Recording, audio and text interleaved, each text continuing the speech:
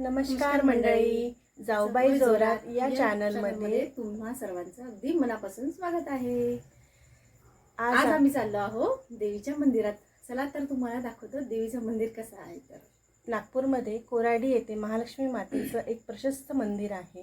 तिथे त्या देवीची खूप मान्यता आहे। आज तुम्हाला आम्ही तिथेच घेऊन चाललोय, तर चला आमच्या प्रवासामध्ये सहभागी व्हा। श्री महालक्ष्मी जगदंबा मंदिर नागपूरच्या उत्तरेस 15 किलोमीटर अंतरावर कोराडी येथे आहे। पूर्वी जाखापूर म्हणून ओळखल्या जाणाऱ्या या भागाचे ऐतिहासिक महत्त्व आहे। श्री महालक्ष्मी माता ही नवसाला पावणारी देवी आहे। एक 5 ते 10 मिनिटाच्या अंतरावरती आज इथे कोराडी मंदिर आहे। तुम्ही बघू शकता, चैत्र नवरात्र असल्यामुळे जिकडे तिकडे वाहनांची रेलचेल आहे। तसेच सुंदर आणि सुशोभित अशा रंगीबेरंगी लाइटिंगनी पूर्ण रस्त्याची सजावट केलेली आहे। थोड्याच वेळात आपण कोराडी मंदिर येथे पोहोचून जाऊ। कोराडी मंदिराची देवी ही साक्षात महालक्ष्मीचे रूप असून नवसाला पावणारी देवी आहे। तसेच कोराडीच्या मागे एक सुरादेवी म्हणून छोटंसं गाव आहे। तिथे एक रानामाता देखील आहे। तुम्ही बघू शकता, आपण इथे कार पार्किंगच्या तिथे पोहोचून गेलेलो आहे। कार पार्किंग मध्ये जागा नसल्यामुळे मंदिराच्या मागच्या साईडला आपण गाडी पार्क करत आहे। ही जी लाइटिंग तुम्हाला दिसते आहे, ही मंदिराला लागून एक छोटंसं तळ आहे। त्या तळाकाठची ही लाइटिंग आहे। या तळ्यामध्ये खूप सारे कमळाचे फुलं उगवतात, बघू शकता।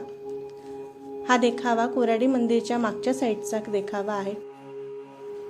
आम्ही आता पूजा सामग्रीच्या दुकानात आलो आहोत। इथे भरपूर पूजा सामग्रीचे दुकान आहेत। पूजेचे सामान घेऊन आपण मंदिराच्या आत जात आहोत। तुम्ही बघू शकता।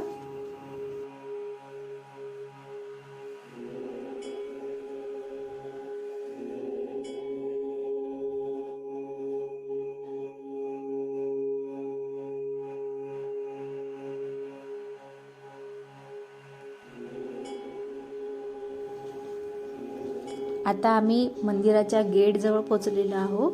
तुम्ही बघू शकता। आता आम्ही पूजेचे सामान घेऊन मंदिराच्या गाभाऱ्याच्या आतमध्ये जात आहोत। गाभाऱ्याच्या आतमध्ये जाऊन रांगेत लागलेलो आहोत आणि इथे छान असे हिरवे फुलझाडं लावलेले आहे। बघू शकता किती सुंदर असे छान झाड आहे, हिरवीगार। आम्ही मंदिराच्या गाभाऱ्यात आतमध्ये शिरत आहोत रांगेतनं। इथली लाइटिंग बघू शकता, किती सुंदर अशी अप्रतिम अशी दिसत आहे। आम्ही देवीच्या मंदिरात आतमध्ये शिरलो आहोत। आता आपण देवीची पूजा करून मंदिराच्या गाभाऱ्यातून बाहेर निघत आहोत। मंदिराच्या आतमध्ये देवीचा फोटो किंवा व्हिडिओ काढायची परमिशन नसल्यामुळे तुम्हाला आम्ही तो व्हिडिओ दाखवू शकलो नाही। हा दीपस्तंभ आहे। देवीच्या मंदिरामध्ये अतिशय भव्य असा दीपस्तंभ उभारलेला आहे। तुम्ही बघू शकता, खूप सुंदर असा दीपस्तंभ आहे। देवीच्या गाभाऱ्यामध्ये मंदिराच्या आतमध्ये खूप सुंदर अशी कलाकृती आहे आणि खूप सुंदर अशा रंगीबिरंगी लाइटिंगनी अख्खं मंदिर सजवलेलं आहे। मंदिराच्या प्रांगणामध्ये खूप छान शांत, खूप छान रम्य असं वातावरण आहे। तुम्ही देवीच्या मंदिराचा कळस बघू शकता।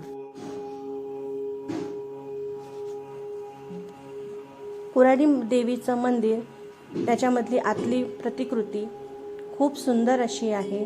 खूप सुंदर असं कोरीव काम आहे मंदिरामध्ये। तुम्ही बघू शकता मंदिराचे हे स्तंभ, ह्या स्तंभावरती अतिशय सुंदर अशी कलाकृती कोरीव केलेली आहे।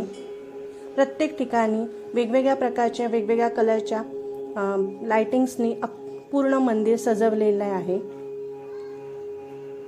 हा मंदिराच्या कळसाच्या आतला भाग आहे। तुम्ही याच्यामधलं झुंबर बघू शकता, आतली लाइटिंग बघू शकता। श्री महालक्ष्मी मंदिराची स्थापना जुलै 1987 रोजी झाली, जी या प्रदेशाच्या समृद्ध इतिहासाची आणि धार्मिक महत्त्वाची साक्ष आहे। आजही या परिसरात प्राचीन काळातील अवशेष आहेत, जसे की प्राचीन गोमुख झरा केवदी वृक्ष आणि शीतल समुद्र. आख्यायिका अशा काळाची देखील सांगतात की जेव्हा गावकरी कॉलरासारख्या आजारांपासून बचाव करण्यासाठी जाखापूरमध्ये आश्रय घेत असत.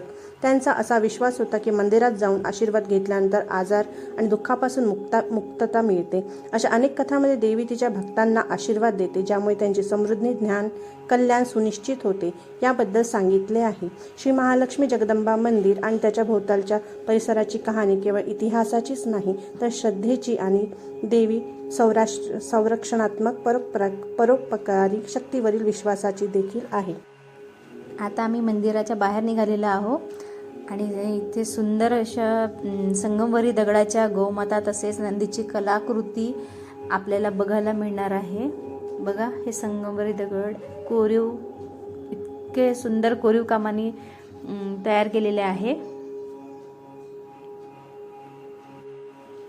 तुम्ही बघू शकता इथे छान अशी छोट्या छोट्या कुंड्यांमध्ये हिरवीगार अशी झाडे लावलेली आहे. ती बघून इतकं सुंदर वाटत आहे ना की खूपच छान. बघू शकता. आणि इथे कुणाच्या तरी स्मृतीप्रित्यर्थ इथे गायी दान केलेले आहे. त्या गायीने असं छोटंसं गोंडस पिल्लू दिलेलं आहे. किती सुंदर असं पिल्लू आहे ते. आणि समोर इथे देवीच्या फोटोंचे छान असं सुंदर असं दुकान लागलेलं आहे आणि त्याच्या बाजूला असं देवींच्या साड्यांचे पण दुकान आहे. आणि समोर गेल्यानंतर पिंजर आणि बोरं असे विकायला होते. आणि आता आपण ज्योत भवनाकडे आलेलो आहोत. चैत्र नवरात्रामध्ये इथे 2100 घट अशी स्थापना करण्यात आली आहे. तुम्ही बघू शकता किती सुंदर असे घट त्यांनी मांडलेले आहे. आणि देवीच्या फोटोसमोर अशी अखंड अशी मोठी ज्योत जळत आहे. आणि त्यानंतर आम्ही इथे छान नाश्ता करायला, इथे कच्चा चिवडा खायला आलेला आहोत, छोटी भूक मिटवण्यासाठी. तुम्हाला आमचा व्हिडिओ कसा वाटला? लाईक, शेअर, सबस्क्राईब करून कमेंटमध्ये नक्की कळवा. भेटूया नेक्स्ट ब्लॉगमध्ये.